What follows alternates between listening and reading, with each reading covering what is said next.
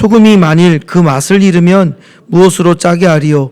후에는 아무 쓸데없어 다만 밖에 버려져 사람에게 밟힐 뿐이니라. 너희는 세상의 빛이라. 산 위에 있는 동네가 숨겨지지 못할 것이요, 사람이 등불을 켜서 말 아래에 두지 아니하고 등경 위에 두나니 이러므로 집안 모든 사람에게 비치느니라.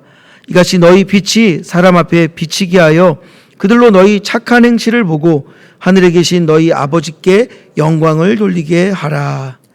아멘. 잠깐 기도하겠습니다. 하나님, 팔복을 저희들에게 허락하여 주시고 그런 삶을 살고자 이 길을 걸어가는 저희들에게 오늘도 은혜를 더하여 주시기를 간절히 바라고 소원하옵나이다.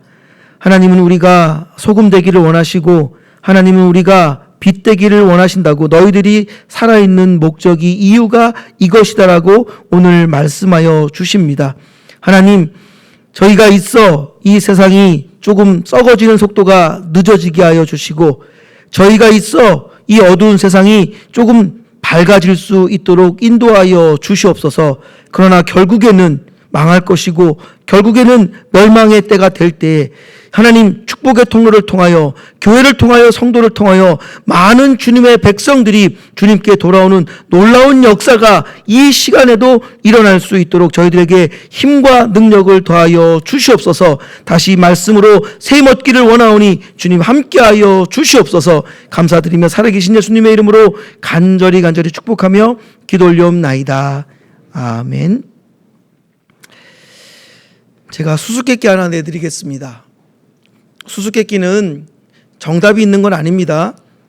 빗대어서 말하고자 하는 발을 수수께끼라고 하는데, 여러분, 이 내용은 탈무드에 나오는 내용입니다. 유대인들이 지혜로 보는 그 탈무드에 이런 내용이 나온다 하여 오늘 여러분들과 이 수수께끼를 한번 풀어보려고 합니다.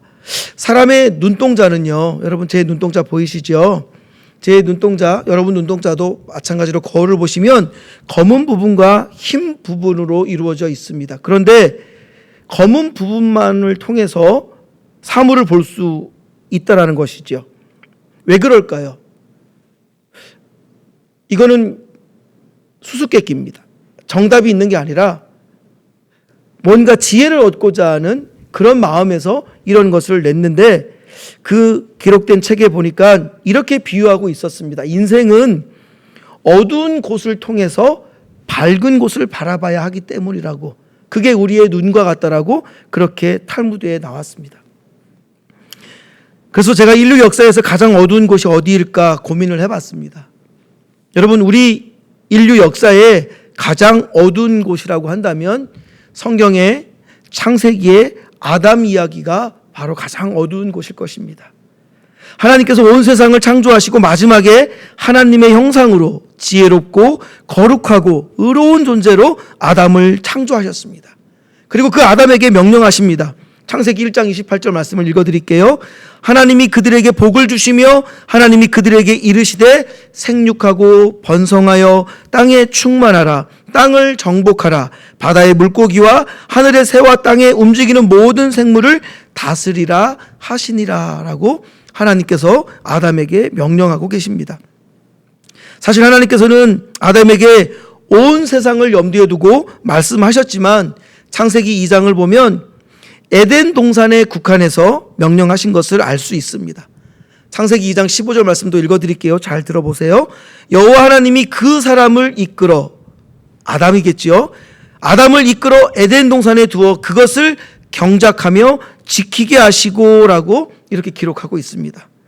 아담에게 하나님께서 명령을 내리셨는데 에덴 동산에 국한해서 거길 경작하고 지키라고 말씀하시는 것이죠. 에덴 동산이 얼마나 큰지는 가늠할 수 없지만 하나님께서는 아담에게 에덴 동산을 경작하고 지키라라는 임무를 주셨습니다. 아담은 에덴 동산의 왕입니다. 아담은 에덴 동산의 제사장으로 임명받은 것입니다.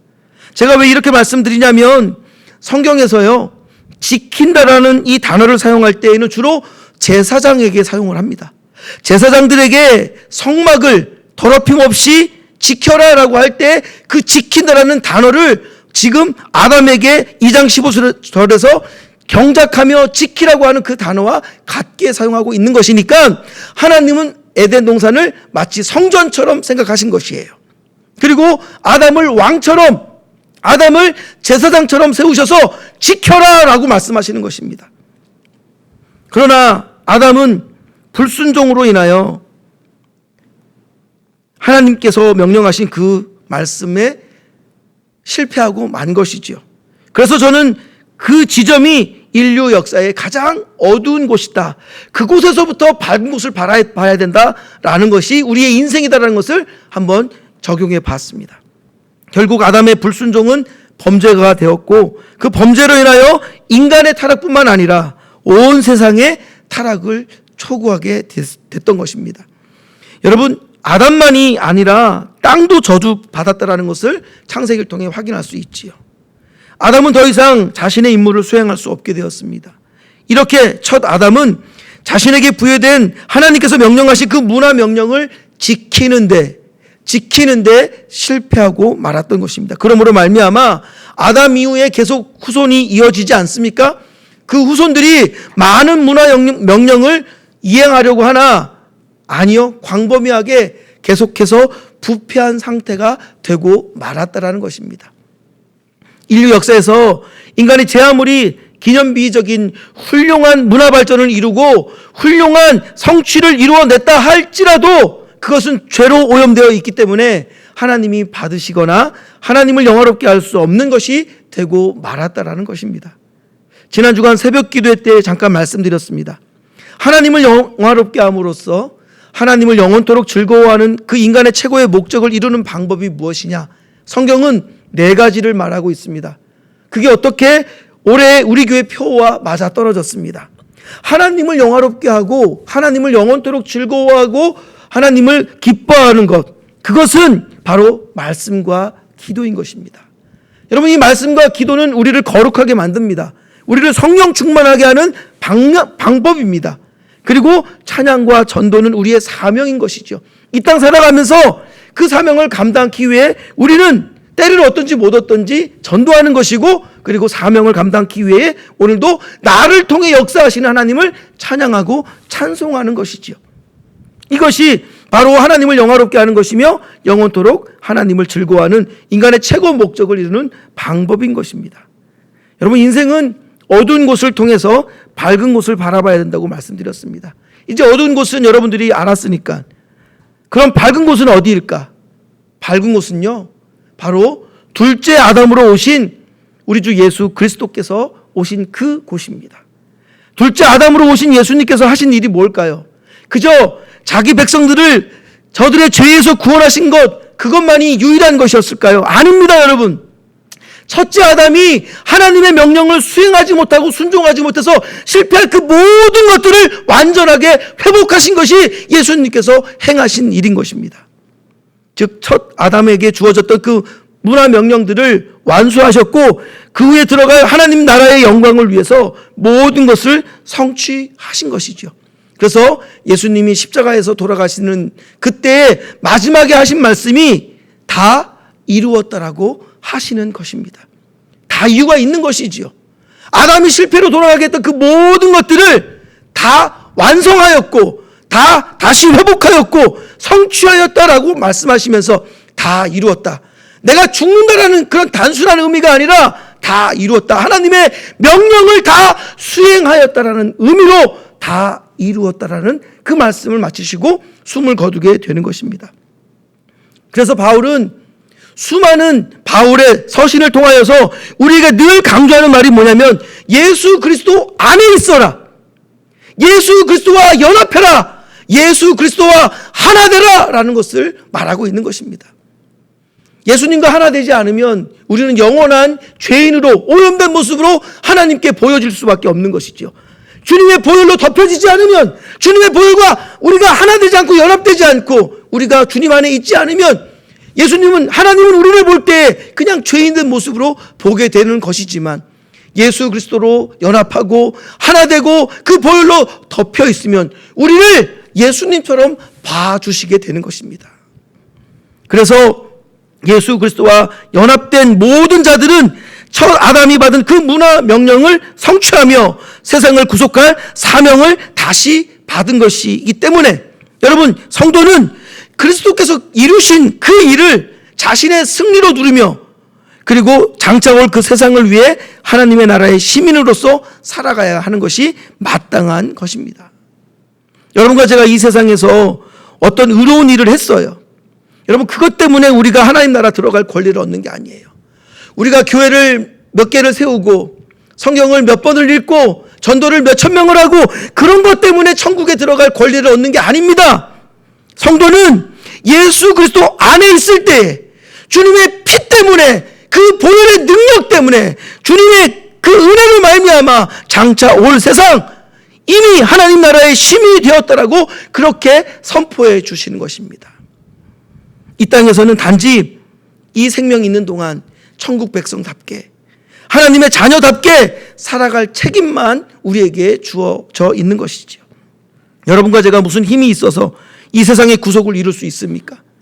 그건 이미 예수님께서 성취하신 거예요. 아담은 실패했지만 하나님께서는 성취하시고, 예수님께서는 성취하시고 완성하신 그 구속이니까 우리는 그 안에서 그 구속에 합당하게 하나님의 나라의 시민으로서 천국 백성답게 살아가면 되는 것입니다.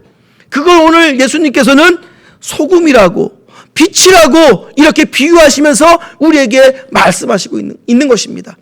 소금처럼도 아니에요. 빛처럼도 아니에요. 너희는 소금이다예요. 너희는 빛이다예요. 이미 선포하신 것입니다. 하나님의 자녀는, 예수 그리스도의 피와 상관 있는 자들은 소금인 것입니다. 빛인 것입니다. 그게 우리의 살아있는 이유라는 것을 오늘 말씀은 우리에게 증언하고 있는 것입니다.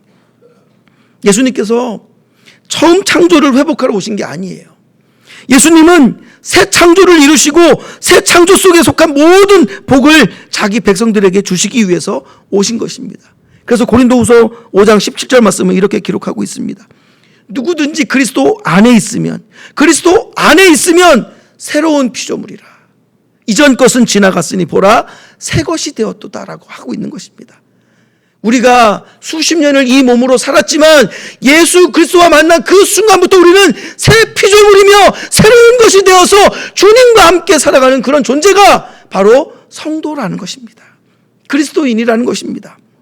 여러분, 그래서 천국 백성은 팔복을 가진 자들이고 이 팔복을 가진 자들을 주님은 행복한 자들이라고 부르신다라는 내용을 지난주에 여러분과 잠깐 나눠봤던 것이죠.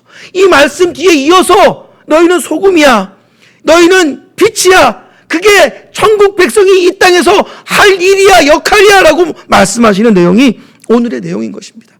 성도로서 어떻게 살아갈 것인가, 성도로서 어떻게 이 땅을 살 것인가, 그걸 오늘 말씀해 주시는 것입니다.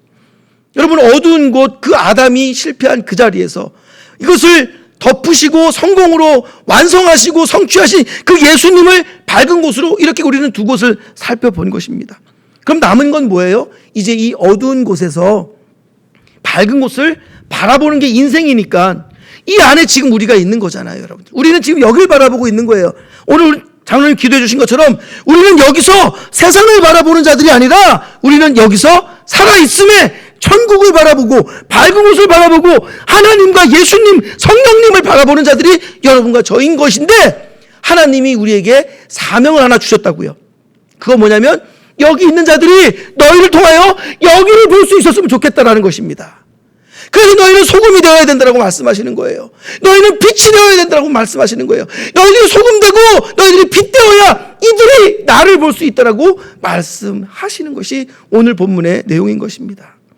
우리만 예수님 잘 바라보고 있으면 안 돼요. 우리만 하나님 잘 바라보고 있으면 안 돼요.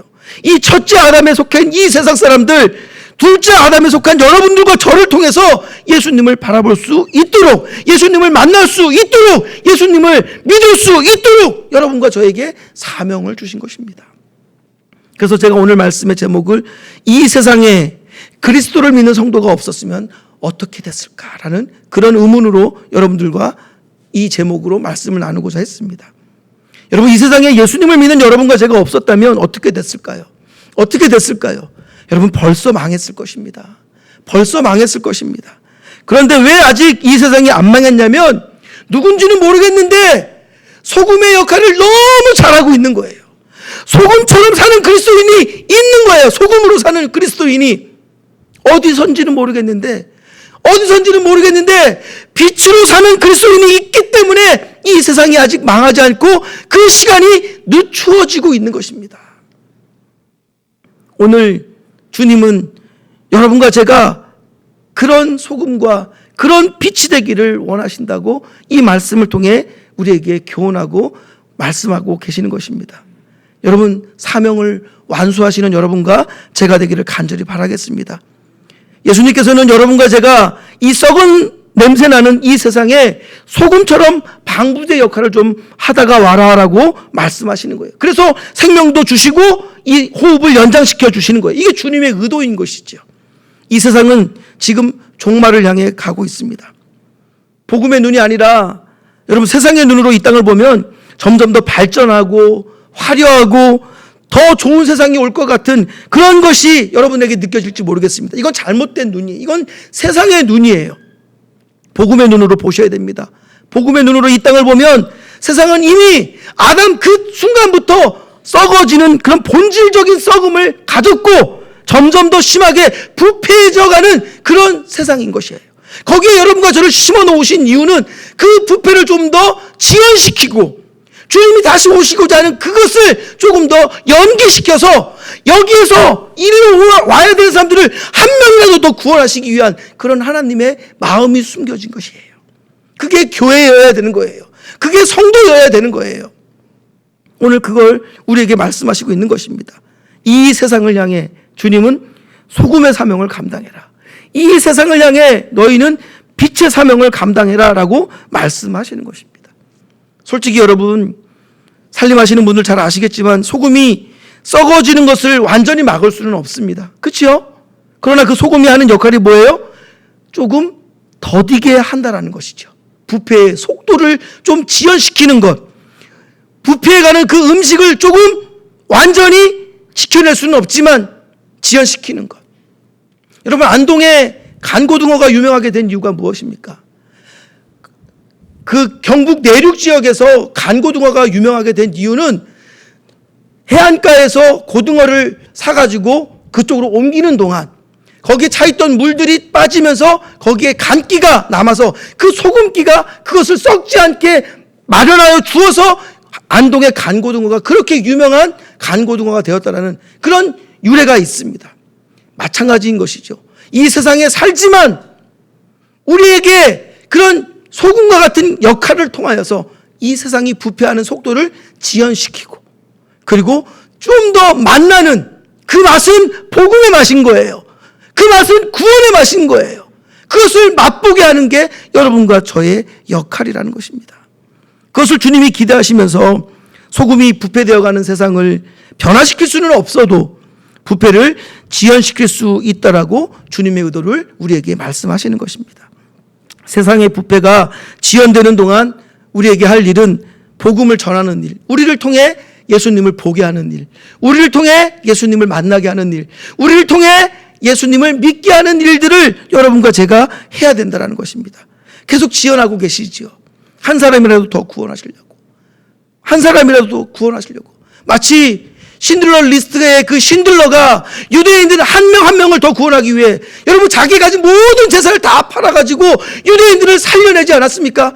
자기가 살려낸 사람들은 800명이라고 기억하고 있지만 그 사람은 1100명을 기억했다고. 그 살아있는 800명이 너무 고마워서 신들러한테 반지를 하나 만들어 주었습니다. 마지막에 차에서 내리면서 그 반지를 보면서 이 반지를 팔았으면 5명은 더 살릴 수 있었을 텐데 자기가 타고 다녔던 그 차를 팔지 못해가지고 이 차를 팔았으면 유대인 10명, 20명은 더 살릴 수 있었을 텐데 그런 안타까움을 호소하는 그런 신들러의 그런 모습들, 그게 바로 신들러 리스트가 그 사실을 근거로 만들어진 영화라는 것을 우리에게 교훈하고 있는 것입니다. 여러분들에게 그런 리스트가 있어야 돼요. 주님 나라 가기 전까지 그 리스트에 한 사람 한 사람 올려서 하나님을 소개하고 예수 그리스도를 만나게 하고 예수 그리스도를 믿게 하는 그런 리스트들을 여러분과 제가 가지고 있어야 된다는 것입니다. 우리는 그저 여기 안에 모여 있어서 주님은 교회에서 소금되라고 말씀하신 게 아니에요. 주님은 교회에서 빛되라고 말씀하신 게 아니에요. 이 땅에서, 오늘 성경에서 말하는 이 땅, 세상을 말하는 것입니다. 이 세상에서 소금되어라, 이 세상에서 빛되어라 라고 말씀하시는 것입니다. 그렇게 지연시키시면서 주님이 다시 오실 때 이들과 함께 가기 위해서, 여러분 우리가 잘 알고 있는 요한복음 3장 16절 말씀, 하나님이 세상을 이처럼 사랑하사, 그 세상은 성도들만의 세상을 말하는 게 아니에요. 온 세상을 말하는 거예요. 주님이 에덴 동산만 창조하신 게 아니에요. 전 인류와 전 세계 전 우주 만물을 창조하신 거라고요. 그걸 사랑하신다라고 말씀하시는 거예요. 여러분, 구원받은 내 백성을 찾아달라고, 부패한 곳에서, 어두운 곳에서 찾아달라고, 그들과 함께 오라고 주님은 우리에게 그것을 사명으로 지금 부탁하고 또 명령하고 계시는 것입니다. 썩어져가는 세상에서, 이 죽어버린 세상에서 생명의 구원의 역사가 일어나게 하는 것, 소금의 사명인 것이죠. 교회나 성도가 이런 본연의 맛을 잃어버리면 오늘 성경은 세상에 짓밟힐 것이다 라고 그렇게 교훈하고 있습니다. 그래서 성도는 절대로 맛을 잃으면 안 됩니다. 여러분과 저는 이 세상의 구원의 맛, 복음의 맛을 맛보게 해주어야 됩니다. 그런데 우리가 이 복음의 맛을 세상에 전하기는커녕 그냥 우리들마저 그 맛을 잃어가고 있는 것 아닌가, 세상에 취해버리고 있는 것 아닌가, 이 세상이 좋사오니 주님 더디 오시옵소서, 늦게 오시옵소서 그러고 있는 것 아닌가라는 우려를 금할 수가 없는 것입니다. 여러분, 세상은 반드시 망합니다. 주님의 재림은 반드시 올 것입니다. 그러나 이 땅에 살아있는 성도들 때문에, 예수 그리스도를 믿는 그 성도들 때문에 더디게 그 시간들이 늦추어지고 있는 것입니다.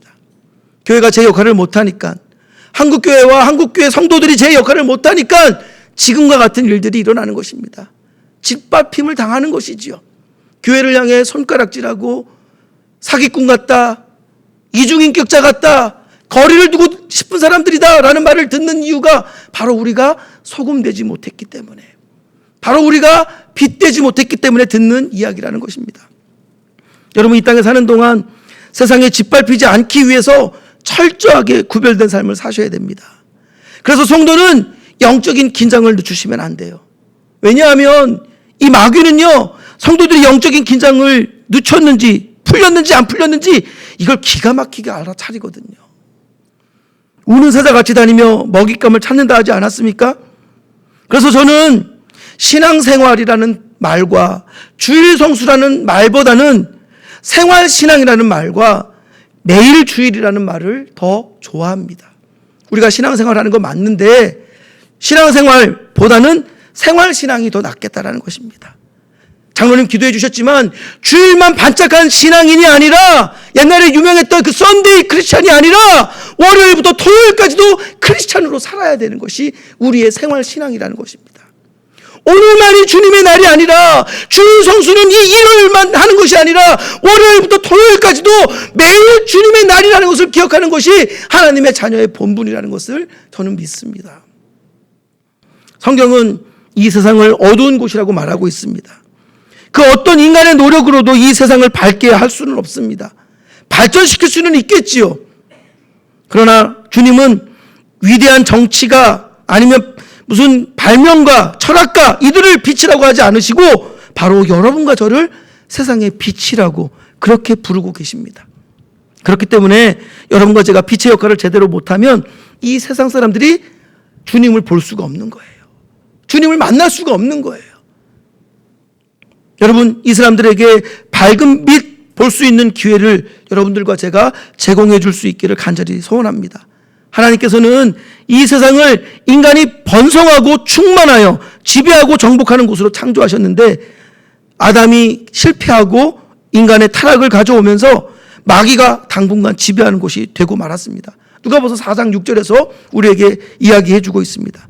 만약에 이 세상에 그리스도를 믿는 성도들이 없었다면 세상은 더욱 악한 곳이 되었을 것입니다.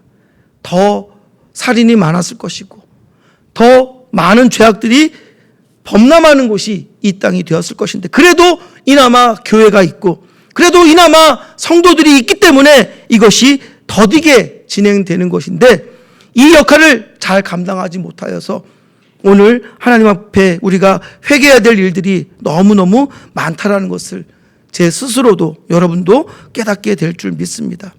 예수님의 제자들은 세상과 격리되어 살아서는 안 됩니다.